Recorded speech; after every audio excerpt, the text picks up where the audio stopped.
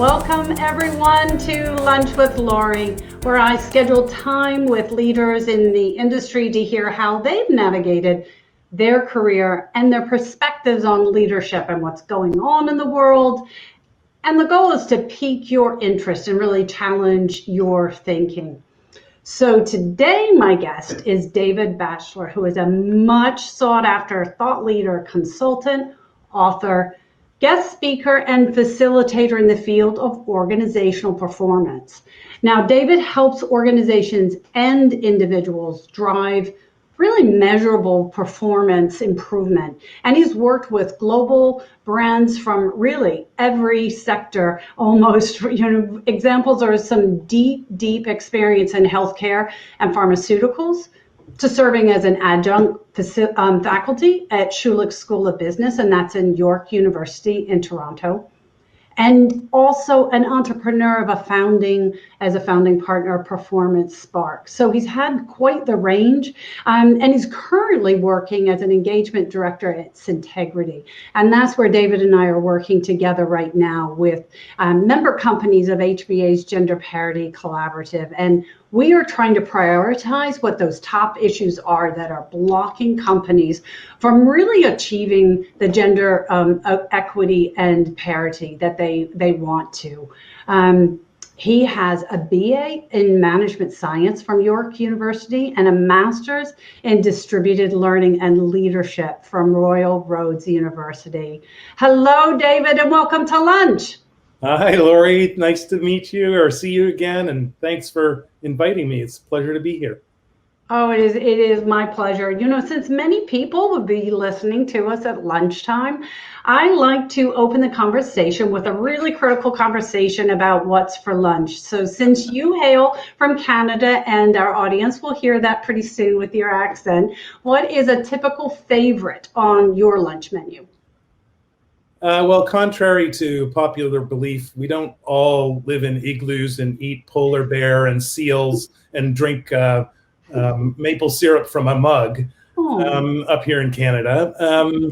In fact, I live in Toronto, and it's a very highly multicultural city, fourth biggest city in North America. And so you can have almost anything you want to eat here. We have world-class restaurants of virtually every type of ethnic food you can imagine, from Ethiopian to Greek to Italian to etc. But given that I've been at home in quarantine for the last 9 months, I haven't necessarily enjoyed all those great foods of our city, and have been eating at lunch usually something like a bowl of soup or a sandwich, whatever I can grab from the fridge or stove in quick order while I get back to my next Zoom meeting or Skype meeting. Yeah. So life is pretty normal like everybody else then. Okay. Yeah, exactly. Well, we met about probably 2 years ago, and you have really been an amazing asset to the HBA as we try and sort of untangle this very complex topic of gender equity and parity. And I'm really honored to bring you into the lives of the HBA community. So why don't we dig in and let's get going. So, and you've had a really broad career, and I see one thing though that keeps repeating, and it seems like you like to ignite change. So is that a fair takeaway from reading your bio? Yeah, I think so. When I was doing my undergrad degree, I ended up focusing fairly heavily in the field of human performance technology and engineering. And I'd gone back to university a little bit later in life to do my master's degree, having spent the first few years of my career in the training and development world and consulting world. And when I went back to school and studied more deeply in this field, I really became quite passionate with the field of engineering human performance. And what I learned from my studies and work in that area is that it's quite a scientific endeavor that requires a systems theory view of human performance. There are many factors that influence human performance, from personal motivations, the skills they may have, the knowledge they may have, the previous experiences they may have, the organizational structures that confine or empower them.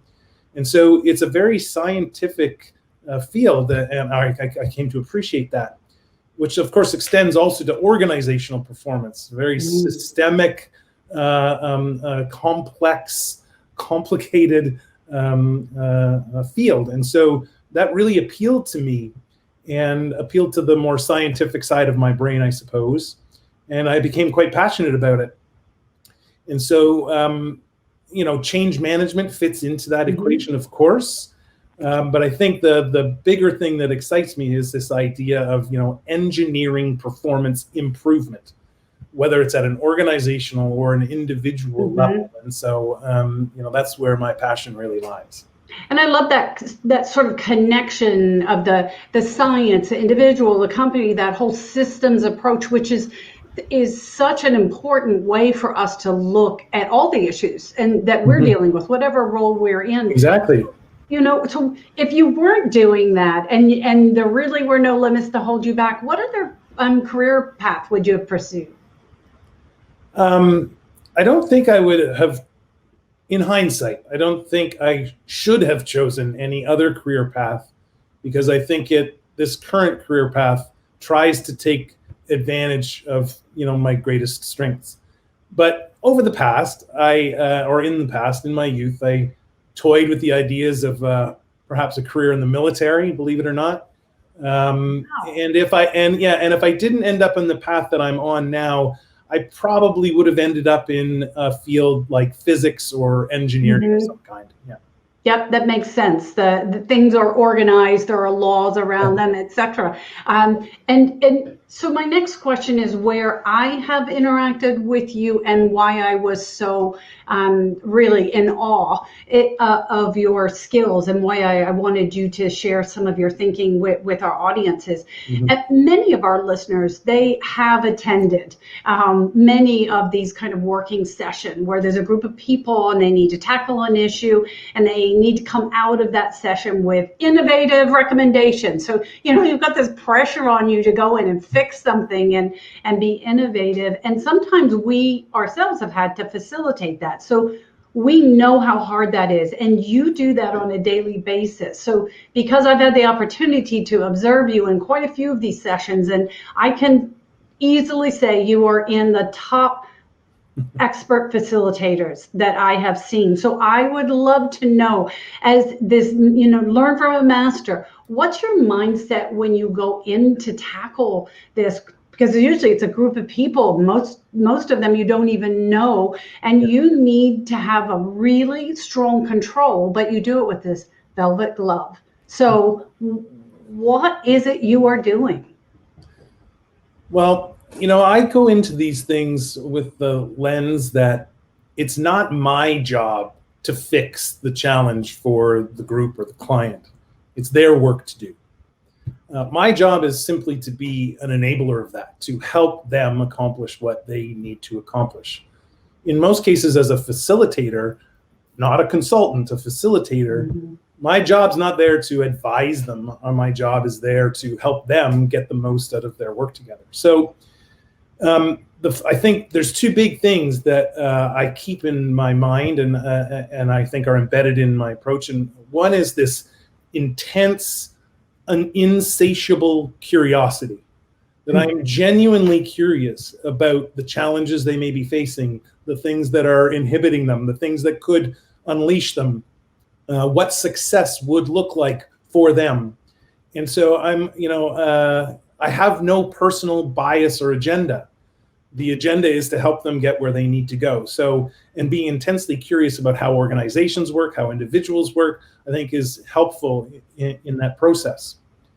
And then the second thing I'd say that's critical to success in sort of this field is having a balanced, high levels of both empathy and focus.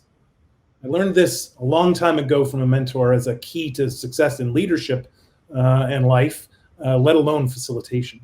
So for example, if a facilitator is really, really focused, if you think of this as a scale, and they have a great deal of focus, but not as much empathy, they will tend to drive the group towards an outcome. They'll be focused, nothing will get missed, they'll push, they'll drive, but the experience for the participants might not be ideal. and you might not be tapping into the brain trust that's fully there. Whereas if you go, I can't remember how my scale worked, but if you go the other way with too much empathy and not enough focus, then the participants will love you. Everyone will feel like they had a great time, but the group might not get as far as it needs to go. And so it's this magical balancing act between being very focused on what do we need to accomplish? What does success look like? How, what needs to happen in this meeting? And at the same time, empathy for the participants, making sure everyone's feeling like they're contributing, making sure, being conscious of how someone might be reacting to the conversation that's happening. So it's this balance between empathy and focus that I think is so critical to effective facilitation. It sounds like you just described a skill that many female leaders have, right? And we haven't been acknowledged for that empathy and that focus, making sure we pull out the strengths of our team. So that you stole our superpower. Oh my goodness. All right, so now I know that's how you're doing it. So thank you for that. And I'm sure not every session has gone well. So if you're willing to be vulnerable and share an example when it didn't go well, because my guess is it helped shape you as a leader when the going gets tough, the tough get going. So what happened to you? Sometimes in a session that doesn't go well, it's because perhaps I have lost my balance between empathy and focus. And in the fray of the meeting that might be happening, I've become too intensely focused on getting through the work that has to get done and end up pushing people perhaps too hard and in a way that actually becomes counterproductive. Or vice versa, I'm too empathetic for the participants, too caring about making sure everyone has an equal opportunity to speak, etc. But then, we don't get as far as we need to go. But you also asked about sort of, perhaps experiences in my past that didn't work out as well as they could have, perhaps. I think that if I reflect on jobs that I've had in the past that perhaps didn't work out the way I'd hoped, I'm reminded of 2 or 3 stops I've made in my career. When I was young, I was interested in pursuing advancement and growth, higher levels, higher positions, etc. Like most young people. And I think that what I ultimately learned over time was that being a senior leader in a big company is not necessarily my superpower. One of the keys to success as a facilitator, but I also believe as a leader, is knowing, your weaknesses or your vulnerability points, if you will, as much as knowing your strengths. So knowing what you're not good at is just as important as knowing what you are good at. And it's important for us to be conscious of where our superpowers lie.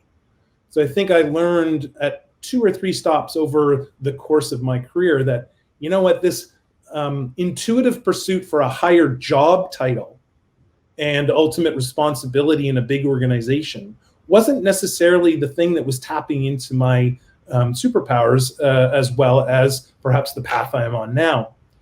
And so I think as a facilitator, that's also important, knowing where your own strengths are and where perhaps your weaknesses are so that you can have strategies to overcome them during the facilitation process is important.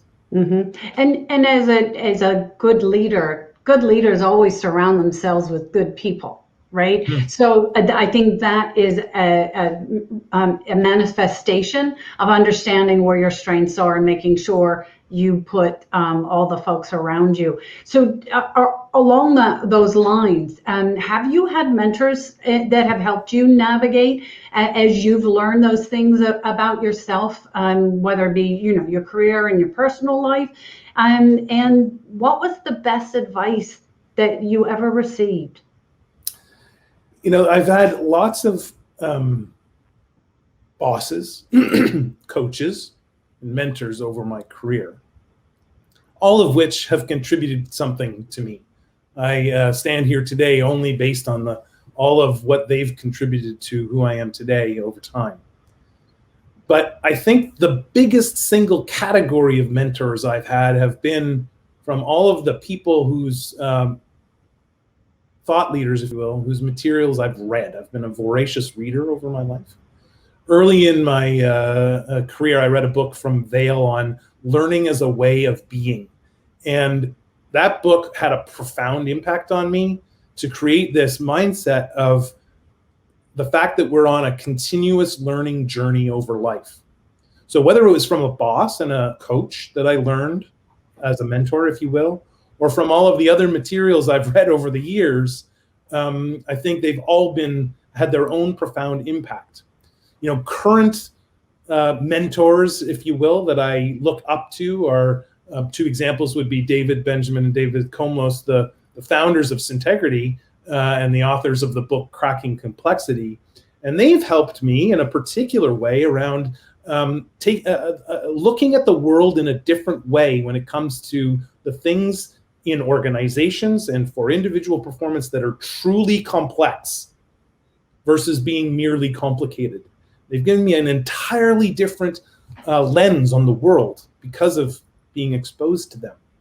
But then over my career, all of the other thought leaders that I've collaborated with or read have all had a profound impact on me, whether it's Greenleaf's work on servant leadership, or Block's work on stewardship, or Sengi's work in the fifth discipline, Goleman's work in emotional intelligence. The list goes on and on.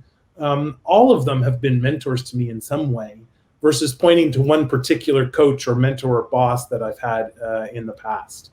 That was really powerful. It was a thought I hadn't really put my head around. Is we do think of mentors as real people who were right there in our lives and we're interacting with them, but mentors can also be via books. So your insatiable, lifelong learner mentality means you've got all of those mentors. So for folks who are listening to this, who are always looking for new mentors, that's an added tool in your toolkit. Is don't forget mentors can be through these. And I agree with you. Those folks you rattled off are my mentors too now, and I hadn't realized that. So thank you for that.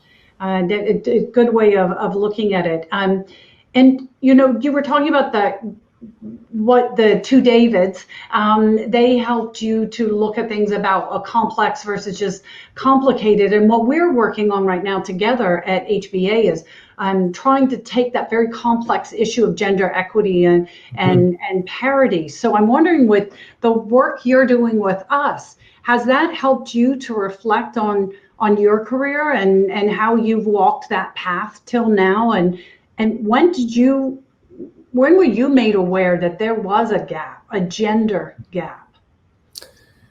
I feel a little bit blessed that somehow it was never highlighted to me early in my career. I always worked with virtually an equal number of women and men, and in varying degrees of responsibility and influence. And it wasn't until I was a little bit further along in my career that I ended up making a stop at an organization. I was a senior executive, the number 2 to the Canadian president in sort of the HR and performance improvement space. And I came to see that this president, who was a lady, a very, very amazing, capable, smart, high-performing leader, she had run into this glass ceiling. It was a privately owned company. The owner of the company, wasn't enlightened, if you will, when it comes to gender and equity and diversity and in the workplace. And there was this almost internal deference to the CFO, who was an older white male, versus her as the president. And it was very subtle, but very palatable inside the organization. And it really offended my sensibilities, my sensitivities, my sensibilities, my intelligence, etc.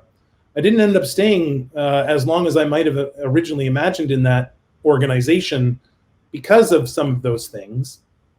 But it was the first time that there was this big spotlight on the issue. She could never advance further than she was to more of a global role. And like I said, she couldn't even really do her job as the president because the owner continued to defer to the CFO and other males in the organization, if you will. And so I found that distasteful, and it was the first time in my career that it shone a really big spotlight on this issue and made me sensitive to it for the rest of my career. So do you have advice now that you could offer to men who want to be gender allies? What is it that they can do to help their female colleagues or to work at their company level to make this change? Well, first thing I'd say is that organizations in and of themselves aren't living, breathing entities in as much as the organization itself can't create or facilitate gender equity and diversity. It's only the people inside those organizations can't.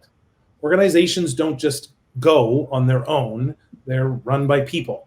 And so it's only the people inside those organizations that can facilitate gender equity, overall workplace diversity, et cetera.